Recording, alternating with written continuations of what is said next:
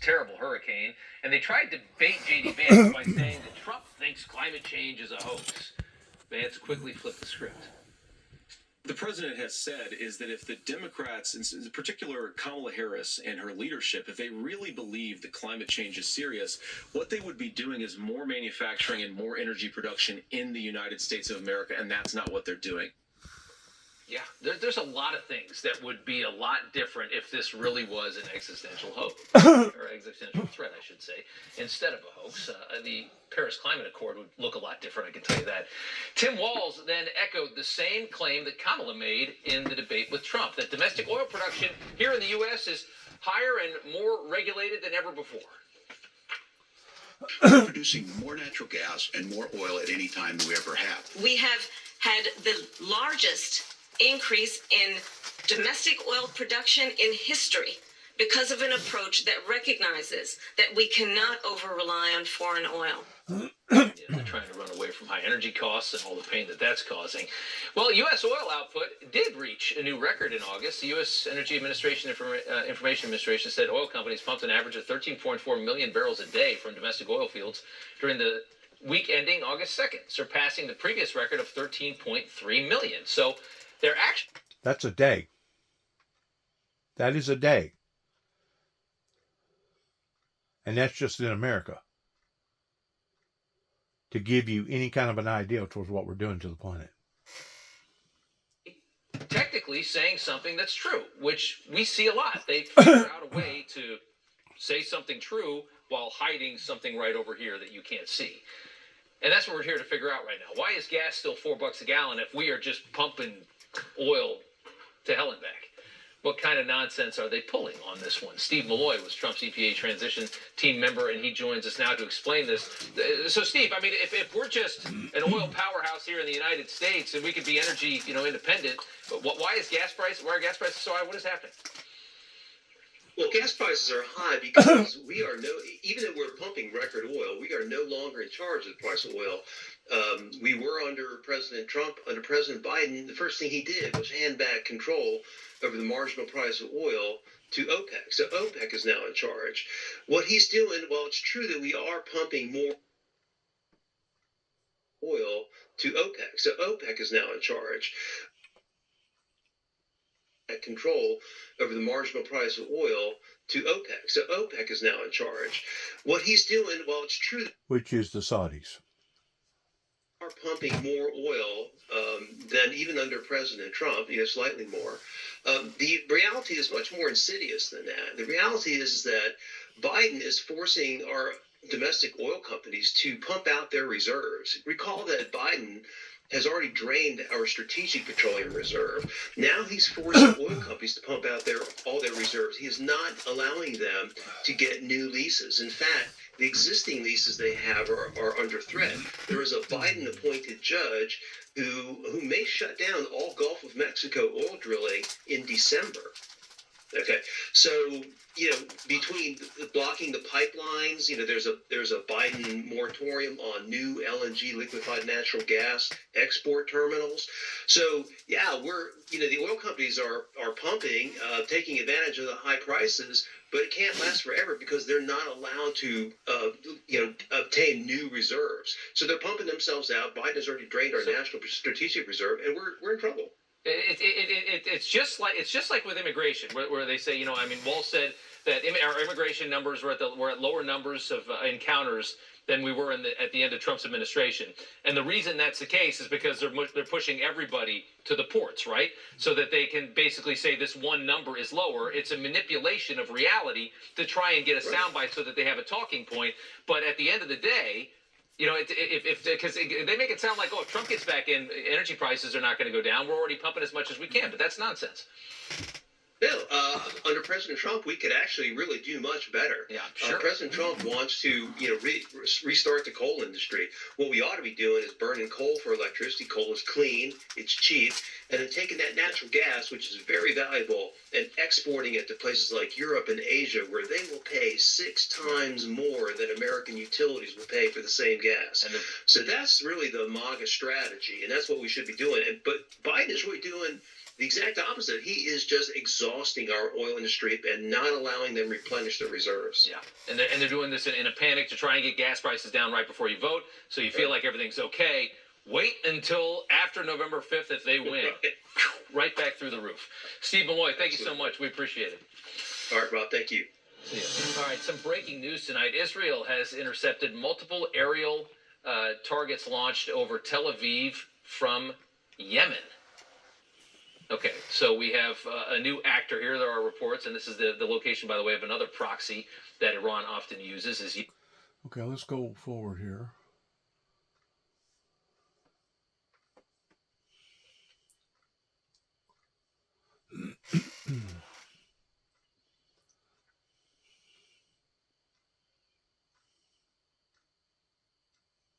Right here. Back up. Iran. Back up just a little bit. Back up. Right there. Yemen, another Iran-funded terror group, appears to be getting in on the action. So now, we have 3 different terror groups that are all attacking Israel. That's a live shot of Beirut in Lebanon, to the north of Israel. The Hezbollah has been attacking from there. We've had in Yemen from the south, we have the Houthis now attacking, and also obviously in Gaza, which is inside Israel, we have Hamas attacking. Reuters reporting this evening that there was a massive blast heard across central Beirut, the capital of Lebanon.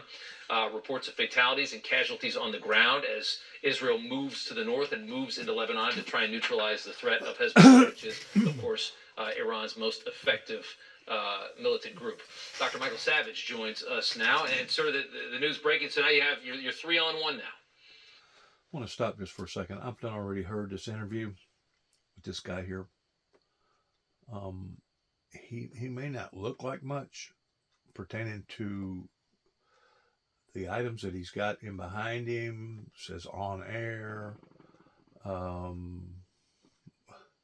He comes across like somebody that is kind of kooky, but if you start listening to him, he's really not kooky. He really has a great deal of intellect whenever it comes to military strategies and etc. Please listen. Trump's debate, but on a more serious note, Rob, it is the eve of Rosh Hashanah, and I am a Bible reading man, not particularly, fanatical, but if I look in the Bible for where this might go and take it literally, it's a little frightening, because you look at Micah, one paragraph, if I may, for there shall be a day when they shall come unto thee from Assyria even to the cities of Egypt, and from Egypt even to the river, and from sea to sea, and from mountain to mountain. So the Bible predicts Israel will be attacked on many fronts, as it has been in the past. I want to remind listeners who don't know history, there was a time when Israel was attacked by all their peace-loving neighbors around them and came out victorious. We don't know what Israel's response to the rocket attack of just the other day is going to be, Rob. We're all waiting. I suspected that they wouldn't react the first day because they knew that Iran was waiting for that. My suspicion, and only as an observer of these things for so many years, and watching what Mossad did with the exploding pagers, is they're going to strike the other side in Iran in the most unexpected way, at the most unexpected time, in the most unexpected place. I don't know. I'm not a member of any agency that could tell me where this might be.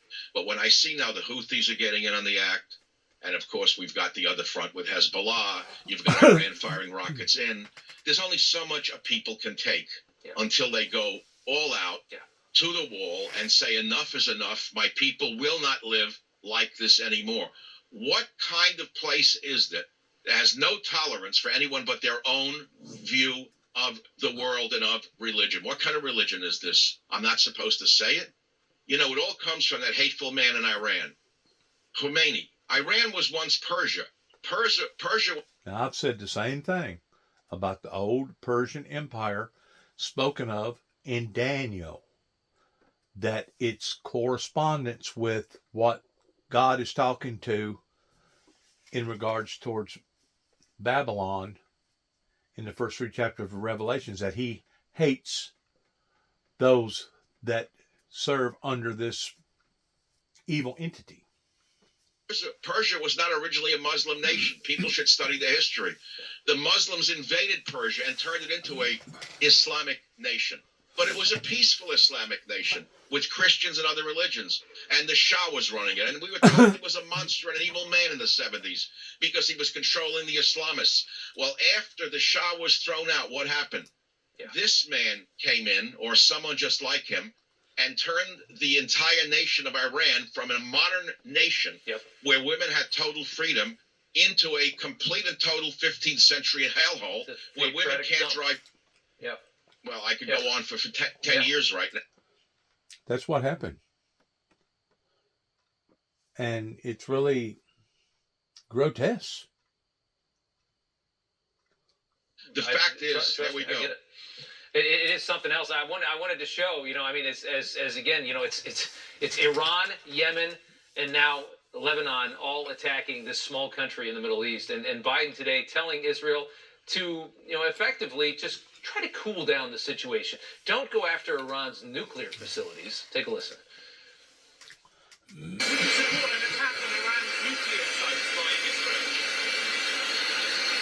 answer is no. The answer is no. Why? Because there would be a hell of a liability right before the election. Well, I wish he had such a pacifist view with regard to Ukraine firing missiles that we manufacture into the heart of Russia. That would be nice to see. If he was a pacifist that was consistent, I could say, all right, at least he's consistent in his pacifism. But it seems to be a little rupture of reality here. But sticking to this issue today, we don't know what may happen tonight on the eve of Rosh Hashanah. The enemies of Israel know that the Jews are basically in a state of prayer right now, including the military, even though they're on the move. They are in a state of prayer because it's the eve of the holiest day of the year, really. It's the eve of a new year for the Jewish people who've been there for 5,000 or so years. People should look at the Jewish calendar. How this ends, I don't know, Rob, but I do know that I pray and I fear that Israel will not have half its country decimated and destroyed, because if they do, there's a thing called the Samson option, and I'm sure you know what that is. The Samson option is going nuke. And Israel, if it's a choice between them or us, they will go to the Samson option, and believe me, Iran knows that. And Iran is very close, according to what we read, to getting nukes on their own. And believe me, by what we see, the Iranians, the minute they can launch a nuclear weapon on a missile, they will do so against Israel. And I think that the leaders of Israel know this. They're at the existential point of no return. And I fear that if they keep getting provoked like this and they lose some people, which they haven't lost so far, thank God, we could see a terrible result on a level we could never, ever anticipate. However, we could see a terrible result on a level we could never, ever anticipate. However, we could see a terrible result on a level we could never, ever anticipate. However, people should understand this nation dropped 2 nuclear weapons, Hiroshima and Nagasaki, to end World War II in the Pacific. So it's not unheard of, and God forbid it should happen. Dr. Michael Savage, we appreciate you coming on. As we say in the Bronx, Shana Tova. Thank you, sir. MSNBC coping with the Vance victory next.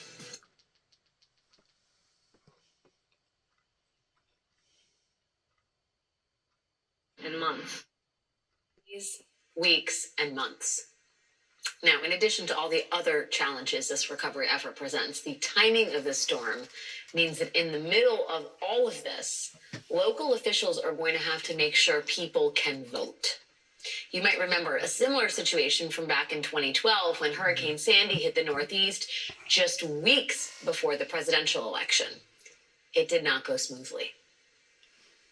Election day got off to a chaotic start in communities outside New York City that still don't have power, when voters arrived at polling places that were not ready. It's a disgrace. This whole thing is a disgrace. I've been here 3 times. They finally got machines in. Now the machines are jammed up. In New Jersey, anyone displaced by the storm could vote by email or fax, an unprecedented move that overwhelmed election offices. Even before that move, critics were warning of voter fraud, and legal experts say all this will very likely land the state of New Jersey in court.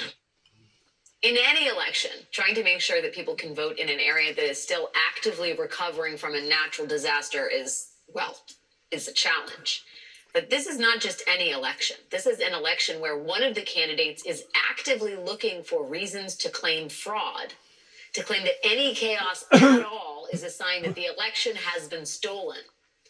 Hurricane Helene wreaked havoc on 6 states across the Southeast, 2 of which are potentially critical swing states, Georgia and North Carolina. Today, new polling from the Cook Political Report showed that Trump and Harris are statistically tied in Georgia and literally tied in North Carolina. Either state could end up deciding the entire 2024 election, so every vote in those states will really count. In North Carolina, in-person early voting is supposed to start in 15 days. And in Georgia, mail-in ballots are supposed to start going out next Monday. I say supposed to because in North Carolina, the state is unsure which voting sites will still be usable. And in Georgia, the Postal Service has suspended operations at scores of their facilities across the state. So with 34 days before Election Day, how are these local officials going to pull this off?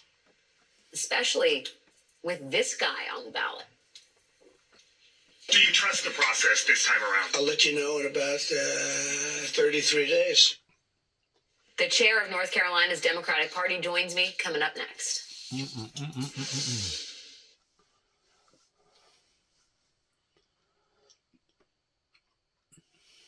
Hasn't helped either. Now, on Tesla, the company actually reported its first quarterly sales increase. His only hope is that his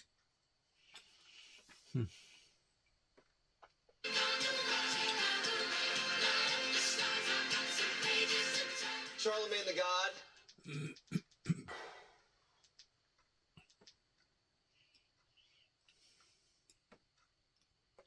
The longtime member of the Royal Irish Regiment. Ukraine has been asking for security. Europeans also want to think about the future of European security, but each time it keeps coming back to, will there be a guarantee from the United States? Because there's been increasing... King size only. Well, that's going to do it for tonight, folks. Just on... Good luck to all of us. U.S. And we just need typically designed for perfect searing. We just need to keep everybody in prayer, especially those that's been victims of this hurricane. And from the looks of things, I'm not making a prediction, but from the looks of things, look at that, tomorrow, 90. This is October. From the looks of things, it looks like there's going to be another hurricane developing, probably within the next 3 or 4 days.